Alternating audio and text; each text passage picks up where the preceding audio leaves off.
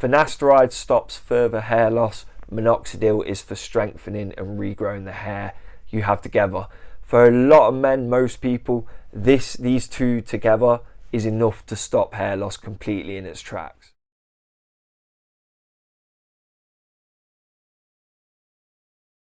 What's going on, guys? It's Jacob Sunday Lifters.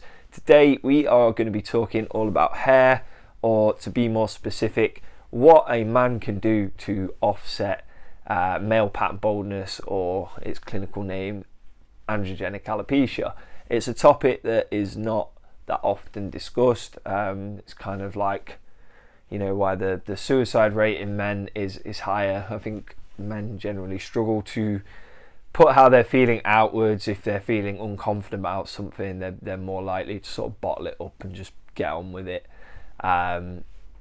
Again, there's always exceptions to the rule, but generally speaking, that's how a lot of people or men are. So we're going to do two things in this video today. First of all, we're going to go over what exactly causes angiogenic alopecia in a man, and then after we've understood that, I'll be able to go into sort of some of the things you can do to offset it. Ultimately, what I'm going to offer is a sort of hair loss stack for men. You can choose how aggressive you want to go with it, if you want to implement all four things we cover, or whether you just want to try one or two. As always, I'd say if you get in sort of supplements or medicines involved, it's always worth talking to a doctor, or at least letting them know that you're doing it. Before we get into the meat of this episode, guys, if you could just drop this a like, a comment, and consider subscribing as well. It does really help the channel grow, and it's hugely appreciated. So why do men suffer from angiogenic alopecia? Well, the name is a bit of a giveaway. It is ultimately because of androgens, whether that be testosterone, dihydrotestosterone, any sort of androgen. This is why people who take steroids or any androgens tend to, as a side effect, not always, there is always that individual element to everything.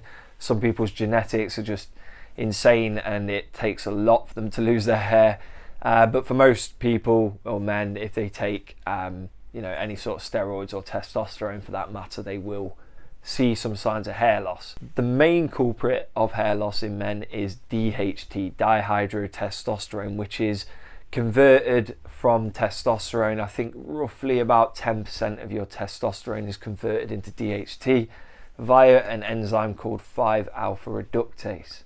The enzyme 5-alpha reductase is very concentrated in the scalp. It's also quite concentrated in the prostate as well, and we'll go into why that's important later.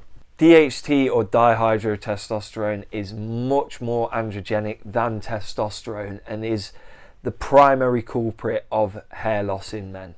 So to break it down really simply, you go through the normal process as a man of making testosterone. A portion of that testosterone is turned into dihydrotestosterone, which is the 5-alpha reduced version of testosterone. That's way more androgenic than testosterone, and that is sort of the real kicker in terms of hair loss. It will basically cause the hair to sort of thin over time. It causes asphyxiation in the hair follicle, and ultimately that is why men go bald. Now, I just want to say one more time, ultimately it is just androgens in general that cause hair loss. It's not just dihydrotestosterone. If you are someone with a very high free testosterone, you know, you will still experience hair loss.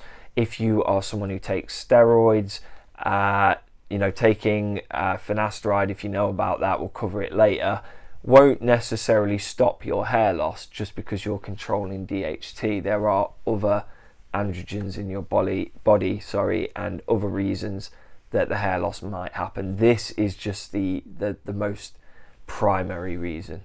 So dihydrotestosterone is the thing we address mainly, and is probably the most successful way of stopping hair loss in a man if you can control dihydrotestosterone, which you can. So all of that being said, let's now get into what you can do about it. Number one, finasteride. Finasteride is most commonly found in a pill, 1 milligram.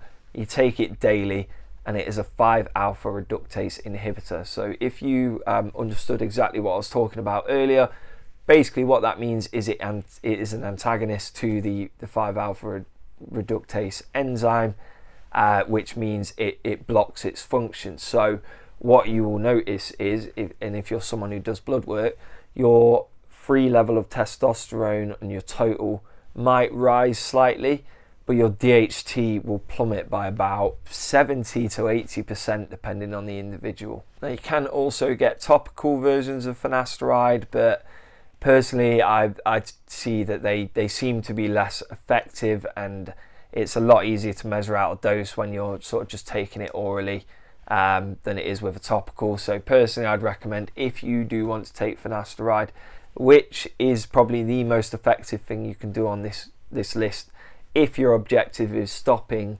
male pattern baldness or angiogenic alopecia, I'd say oral is the way to go. Important things to bear in mind, right? You can get 5 milligram versions of finasteride. I think it's called like Proscar or something. I'm sure it's 5 milligram, but it might be 4. That is for the offsetting of benign prostatic hyperplasia, which I think I touched on in another video, which I'll link here, all about finasteride's use in that regard. But yeah, like I was saying earlier in the video, you do have a large concentration of 5-alpha reductase in the prostate as well.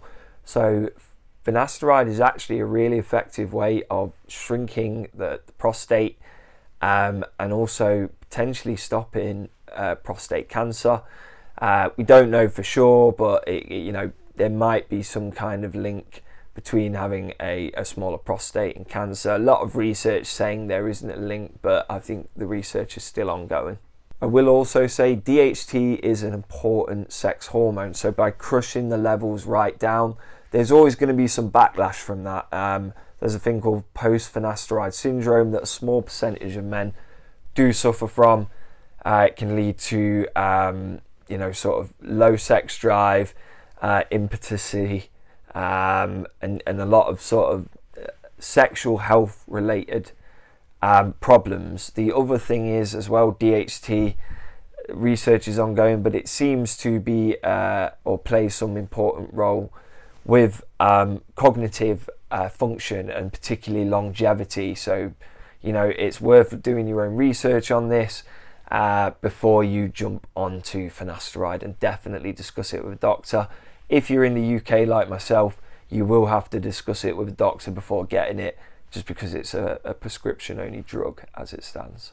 Moving on to the more benign stuff, number 2 is a substance. It's sort of like an oily type substance called Minoxidil. I don't know if it's oil based, but it seems to have that sort of consistency. You'll probably be most familiar with Minoxidil in its form of like Rogaine or stuff like that. It is over the counter in the UK, the USA, Australia, as far as I'm aware.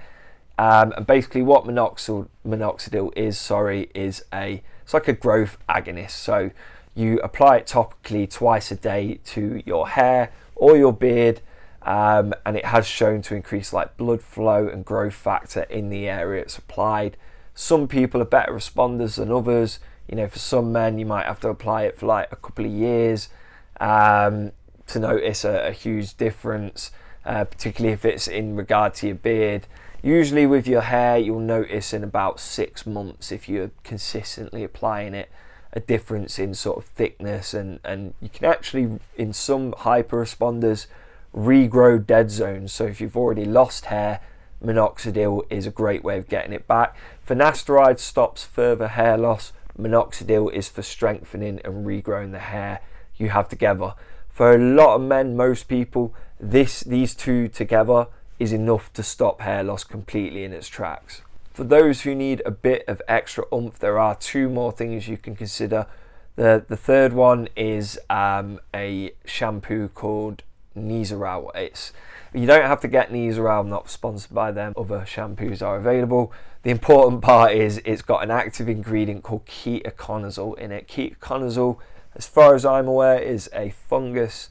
It's sort of like it's used to stop dandruff. So if you notice when you're buying it, it says ketoconazole shampoo anti-dandruff. That is the right one. That is its primary purpose. However, when applied to the head, and this one, to be honest, has the least data backing it, but there's a lot of anecdotal accounts of men saying it really helped them. You just apply it every day or every other day to the scalp, leave it on for about 4 to 5 minutes, and the ketoconazole component of the shampoo seems to clean up the amount of androgens in the scalp. Ketoconazole shampoo and the next thing I'm going to recommend are by far the most benign on this list. The only downside really to using the ketoconazole shampoo is, one, there's no guarantee it will work in everyone. It depends how you respond to it. And number two is that it might make your hair a bit dry. Some people have said that, but using it every other day as opposed to every day seems to be enough to sort of offset that problem. And number four, the final one, is a Derma Roller. You can get one like this where it's just sort of a stick and a wheel. There's little spikes on the end of that. This one is 0.5 millimeter. I will say and direct you towards Derek from More Plates, More Dates. He's like the expert on this area, and I think he popularized a lot of the things recommended on this list, to be honest.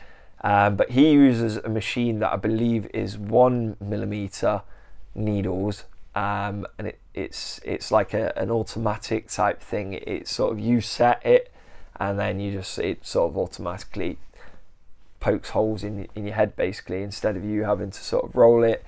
I think it's called like the Derminator, but go to his channel and check that out. What I will say is the thing to be careful with these is the roller.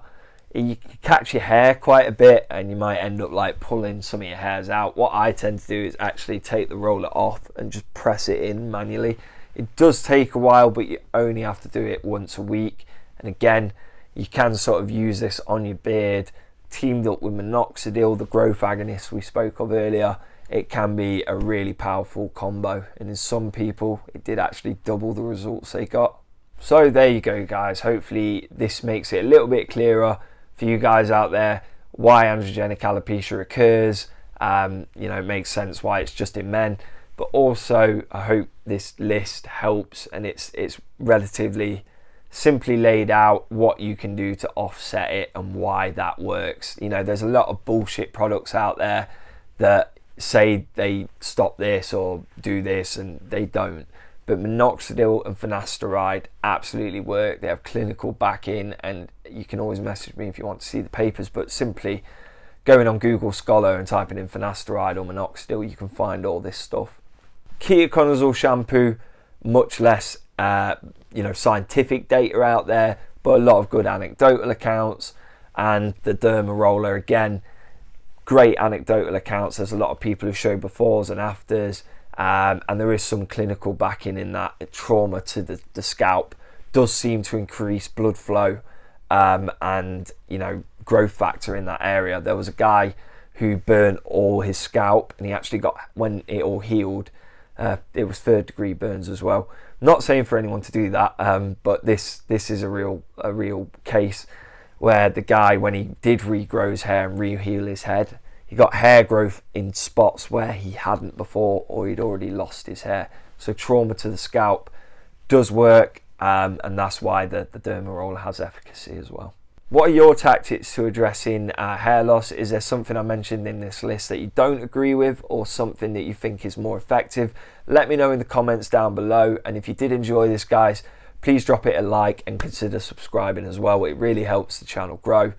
If you want to get in touch with me about coaching and workout plans, you can email me at sundaylifters@gmail.com. You can also catch me on my socials. It's @sundaylifters, Instagram and Facebook. Thanks again for tuning in, guys, and I'll see you back here again very soon.